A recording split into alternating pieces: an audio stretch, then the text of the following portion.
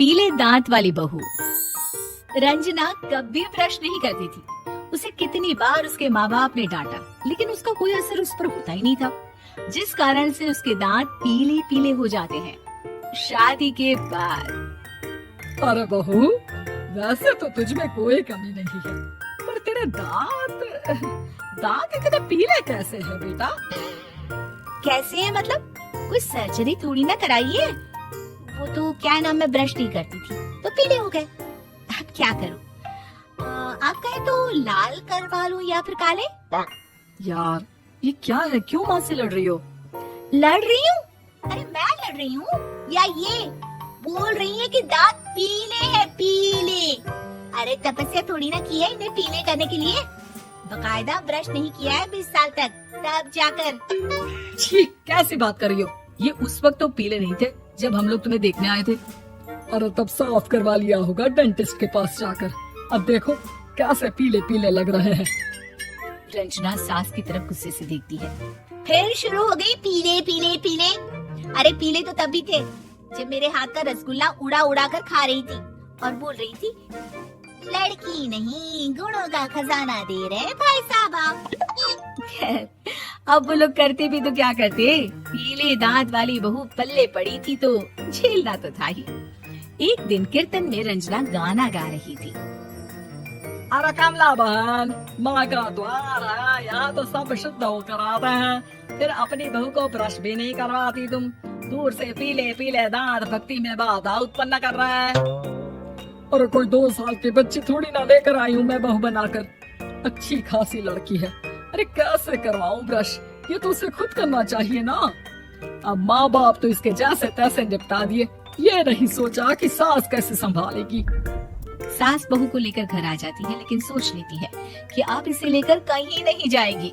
अगले रोज बहू कहती है, अरे क्या हो गया, मंदिर नहीं जाना क्या? कीर्तन का वक्त हो रहा है। मेरी मधुर वाणी से कान्हा जी जागते हैं और सोते हैं। आप तो जानती है ना उनकी भक्ति में कितना मन लगता है मेरा।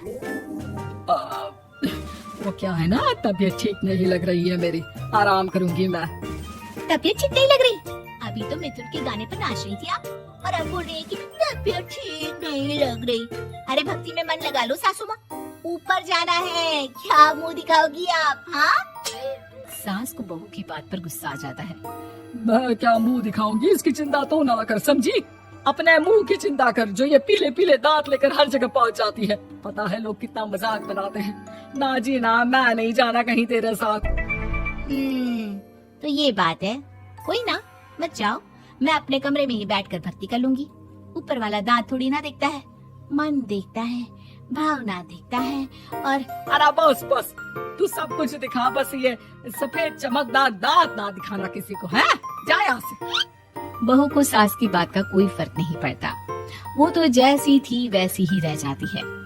सुबह नहाकर किचन में खाना बनाना, फिर खाना खाना, कीर्तन भजन करना और सो जाना। एक दिन, माँ जी मैं सहेली के घर जा रही हूँ, शाम को लेट आऊंगी। हाँ, तो जाना, मैंने कौन सा तेरी आरती करनी है घर पर बैठकर। रंजना सहल के घर जाती है, जहाँ वो पार्टी में जाने की तैयारी कर रही होती है। अरे शिखा, कहाँ जाने की तैयारी कर रही है? मैं गलत वक्त पर आ गई क्या?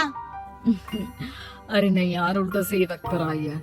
मैंने ये साड़ी और ज्वेलरी निकाली है यार, शाम को इनके ऑफिस की एक पार्टी में जाना है। बताना कैसा लग रहा है ये सब? नहीं यार, इस ड्रेस के साथ तो वो वाली ज्वेलरी अच्छी लगेगी। हाँ सही बोल रही है, मैंने ध्यान ही नहीं दिया। वैसे तो हमेशा से मस्त फैशन सेंस रखती है। तो बड़ा जाती होगी ना पति के साथ पार्टी में। रंजना कुछ नहीं बोलती, बस सोचती है कि यार काश ये बात सही हो जाती, पर मैं क्यों नहीं जाती पार्टी में? क्या इन लोगों की कोई पार्टी होती नहीं होगी? रंजना घर आती है और रात में पति से सवाल करती है, एक बात बताइए, आप मुझे किसी पार्टी में क्यों नहीं ले जाते? क्या आपके यहाँ ऑफिस में पार्टी नहीं होती? पति बेचारा क्या कहता कि दांत पीले हैं तुम्हारे इसलिए। अरे कोई पार्टी होती नहीं हम लोगों के ऑफिस में, तो कहाँ से लेकर जाऊँ? और मार्केट, मॉल, कहीं वीकेंड घूमना, कहीं तो। अरे यार, सारे हफ्ते में एक छुट्टी मिलती है, तो सोचता हूँ कि आराम ही कर लूँ। क्यों? रंजना मन मार के रह जाती है। पहले कभी सास के साथ मंदिर जाया करती थी, लेकिन वो भी सास ने ले जाना बंद कर दिया। घर बैठी बैठी रंजना बोर हो जाती है। तभी उसे आइडिया आता है और वो मायके जाने का सोचती है। सासू माँ, 2 दिनों के लिए मम्मी के घर जा रही हूँ। अच्छा अच्छा ठीक है, आराम से जा। और हाँ, माँ से कुछ अच्छी आदत सीख कर आना कि कैसे शरीर के हर भाग की तरह दांतों की सफाई भी जरूरी होती है, समझी? शुरू हो गई ना आप। वो लोग आपकी तरह नहीं है कि छोटी छोटी बात का बतंगड़ बना दे। उन लोगों के लिए मैं मायने रखती हूँ, ना कि मेरे पीले पीले दांत। रंजना माँ को बिना बताए उन लोगों को सरप्राइज देती है, लेकिन जैसे ही वो दरवाजे पर पहुँचती है, अंदर देखती है कि घर वाले कहीं जा रहे होते हैं। अब माँ, काश रंजना दीदी के दांतों वाली प्रॉब्लम नहीं होती तो वो भी हम लोगों के साथ चलती ना बुआ जी की बेटी की शादी में। हाँ बेटा, लेकिन अब उसे कौन समझाए कि उसको उसके पीले दांत नहीं दिखते, लेकिन उसके आसपास के लोगों को कितना एम्बैरेसिंग फील कराते हैं। मुझे तो कितनी बार उसके स्कूल की टीचर ने शिकायत की कि उसके साथ कोई लड़की बैठना भी नहीं चाहती, और ना ही कॉलेज में कोई उससे बात करना चाहता था। लेकिन पता नहीं क्यों उसे ये बात समझ में ही नहीं आती। कोई कमी नहीं है उस लड़की में, बस यही के दांत पीले हैं। वो तो भला हो जीजा जी और उनकी माँ का, जो दीदी को जैसी है वैसे ही रखा हुआ है। रंजना को अपने घर वालों की बात सुनकर बहुत दुख होता है। वो सोचती है कि वो क्या करे, लेकिन फिर वो सीधा डेंटिस्ट के पास जाती है, अपने दांत चमकाती है और कसम खाती है कि वो रोज ब्रश करेगी। अरे क्या हो गया, तुम तो 2 दिनों के लिए गई थी ना।